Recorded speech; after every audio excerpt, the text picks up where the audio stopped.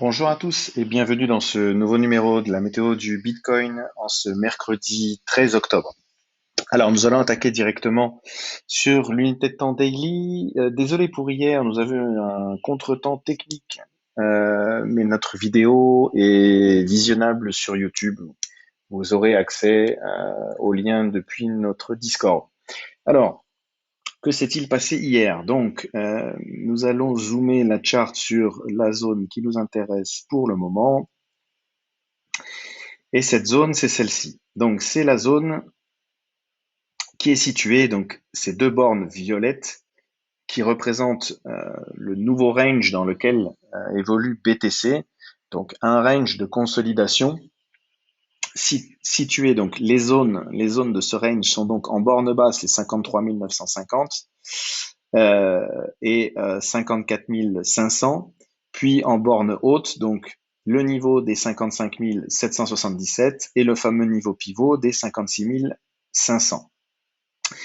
Donc, nous avons eu avant-hier, pardon, un breakout. Puis hier, au moment où nous avons tourné la vidéo, nous étions en train de retester ce niveau pivot des 56 500.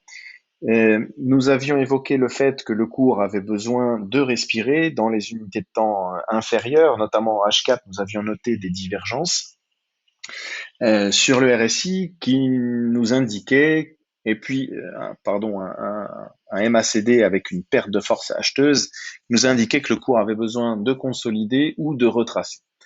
Nous avons eu un petit mouvement de retracement, on va aller voir ça dans les unités de temps inférieures.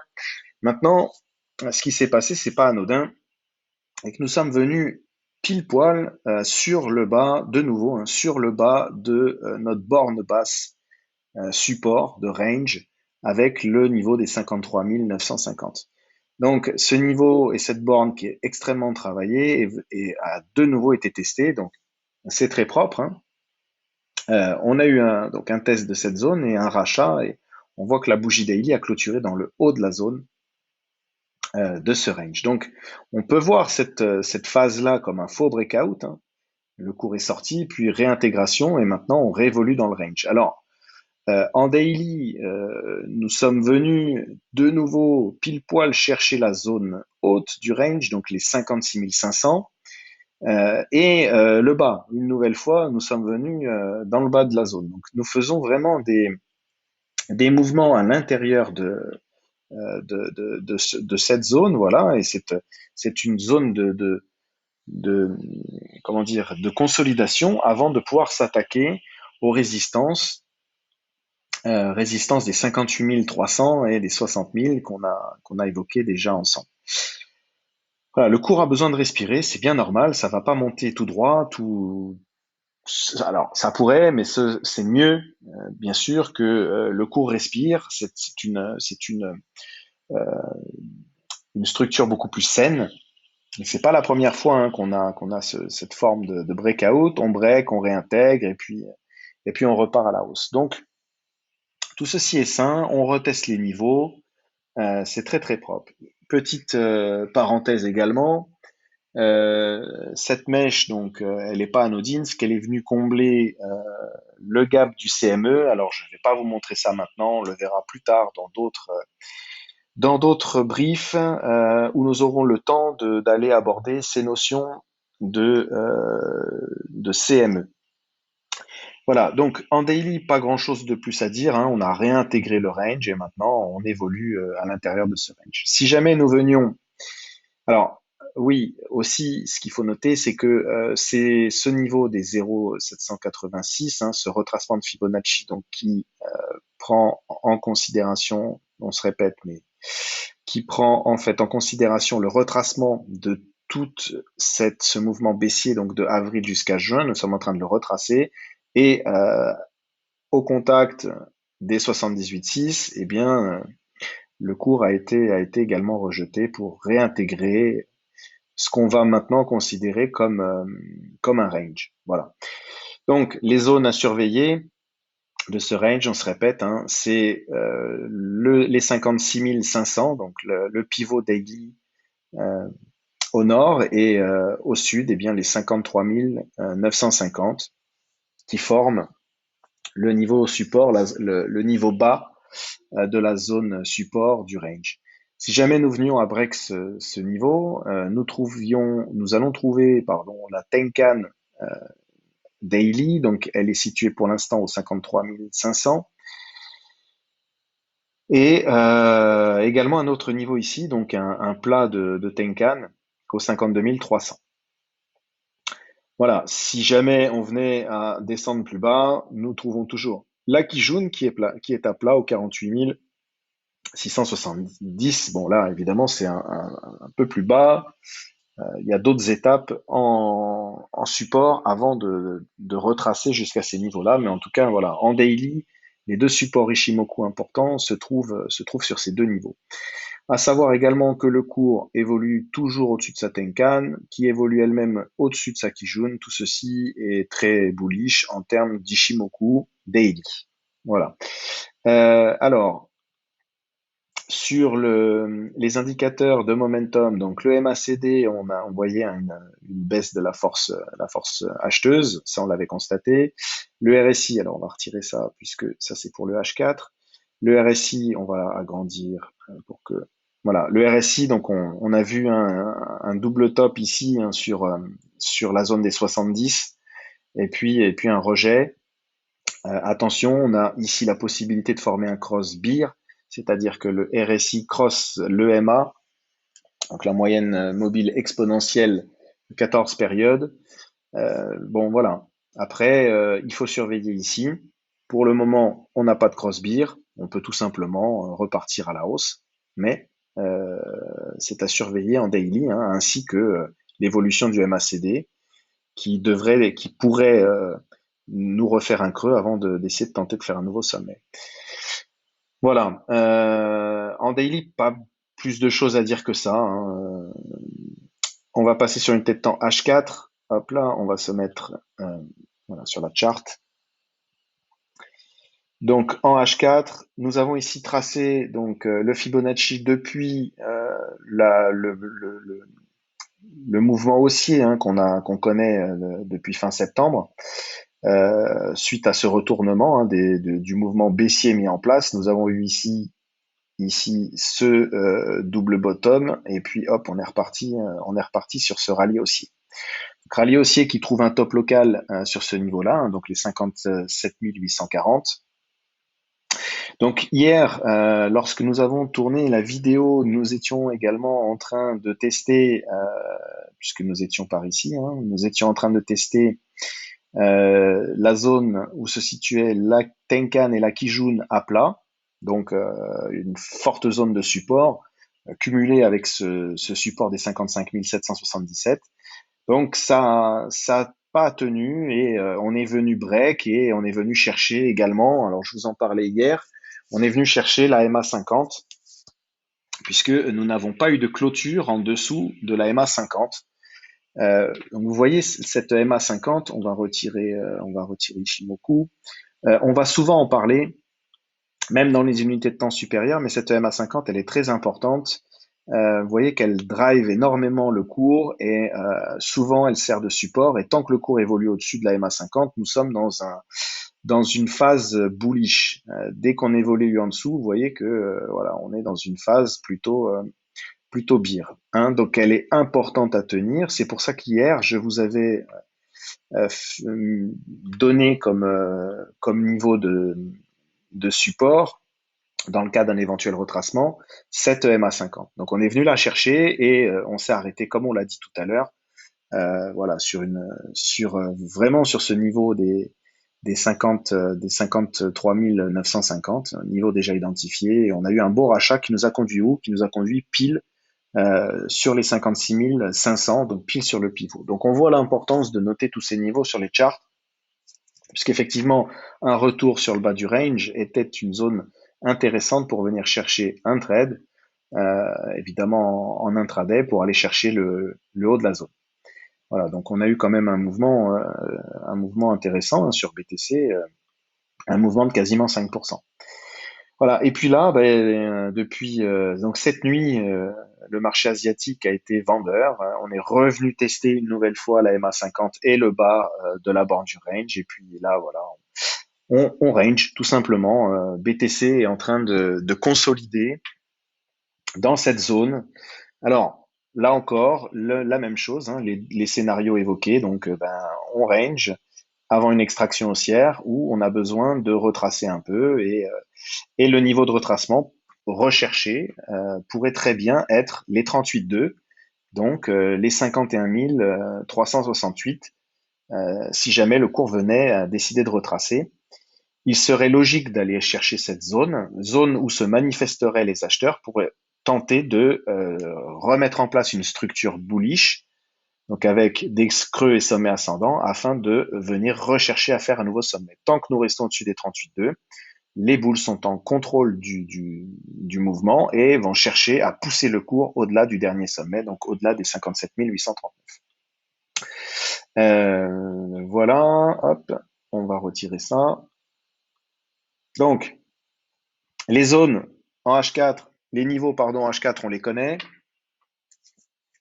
Pour le moment, on a une petite pression vendeuse, donc on va plutôt surveiller les niveaux de support. Donc, je me répète, les 53 950, les 23 600 ou 53 841 qui sont quasiment confondus hein, à quelques dollars près. C'est aussi confondu avec le Kumo. Donc, le Kumo est une forte zone de support. Si jamais nous venions à retracer un peu, bien sûr que le Kumo fait son travail et pourrait tout à fait amener une zone de support importante. Voilà. Au niveau du momentum, donc nous avons, alors on va agrandir ça. Hop. Nous avons donc hier, quand nous tournions la vidéo, nous étions par ici au niveau du momentum, donc avec un affaiblissement de la force acheteuse bien évident. Ça a cross-beer et puis on a fait un nouveau plus bas hein, sur le MACD. Donc on a pour l'instant les vendeurs qui ont repris la main à court terme, bien sûr, mais la force vendeuse, pardon, est entre les mains des vendeurs comme ça, on peut le constater. Donc maintenant, ce qu'il faut faire attention, alors on va juste aller sur le RSI, puis on va revenir parce que le RSI, c'était intéressant de noter ici, nous avions euh, peut-être commencé à inverser une tendance avec un point bas, un deuxième point bas plus haut que le précédent. Donc nous avions tiré une trend et nous essayions hier de faire un nouveau creux plus bas que le précédent. Et bon, ça ne s'est pas fait. On voit qu'on a break la trend. Et là, nous sommes partis clairement dans un mouvement baissier puisqu'on voit qu'on a un creux, un sommet, un creux plus bas que le précédent, un sommet pour le moment plus bas que le précédent. Et ça se traduit sur le cours. Hein. Nous sommes là pour le moment dans un mouvement, de creux et sommet descendant. Alors, il y a cette mèche. On est peut-être en train d'essayer de renverser, la vapeur. Et en tout cas, il y a un beau combat qui se fait entre les acheteurs et les vendeurs. La Tenkan et la Kijun sont quasiment confondus donc sur le niveau des 55 800, niveau important à reprendre hein, en termes de résistance. Voilà, toute cette zone est importante à reprendre, donc certainement elle sera travaillée. Le cours, comme on l'a déjà dit, a besoin de souffler pour reprendre un peu de puissance. Les bulls ont besoin de reprendre le contrôle pour aller chercher les résistances des 58 000 et des 60 000. Voilà, en H4, pas grand-chose de plus à dire. Le niveau à ne pas perdre, on l'a vu. Le niveau à reprendre, on l'a vu. C'est tout simplement la borne basse et la borne haute du range. En H1, je vérifie juste le temps qu'il me reste. Hop là. En H1, alors, en H1, nous avions dessiné des retracements de Fibonacci, puisque hier, nous avions quand même constaté un affaiblissement du mouvement et donc un retracement possible. Alors, nous avons ces deux fibres qui sont tracées, donc depuis le mouvement du 4 octobre et donc du 4 octobre jusque au top pour le moment, au top du 11, et ce deuxième mouvement initié le 6 octobre avec le même top. Ça nous donne des zones de confluence de niveau de Fibonacci qui nous permettent de donner des zones d'intérêt où les vendeurs pourraient enfin les acheteurs pardon pourraient se manifester pour retrouver support hein, sur les cours et tenter d'inverser la tendance baissière de retracement à court terme mise en place là pour le moment. Donc nous avions identifié cette zone hier, celle-ci, voilà, qui était comprise entre les 23,6, donc les 23,6 du mouvement du 6 et les 38,2 du mouvement, enfin du mouvement du 4, pardon, et les 38,2 du mouvement du 6. Donc cette zone, on va agrandir un petit peu. Hop là, pardon. Cette zone est donc a été cherchée, hein, elle a été trouvée hein, d'ailleurs. Bon, on va pas parler de cette mèche. Cette mèche, effectivement, hein, ce joli doji est venu trouver le bas de la résistance, mais voilà, on a travaillé cette zone et on est encore en train de la travailler. Bon, on voit qu'ici, il y a malgré tout sur le haut de la borne basse du range, on voit que on essaye d'installer un bottom. Tout ce qui descend en dessous des 55 000, des 54 500, pardon, c'est racheté. Donc pour le moment, les bulls défendent le bas du range.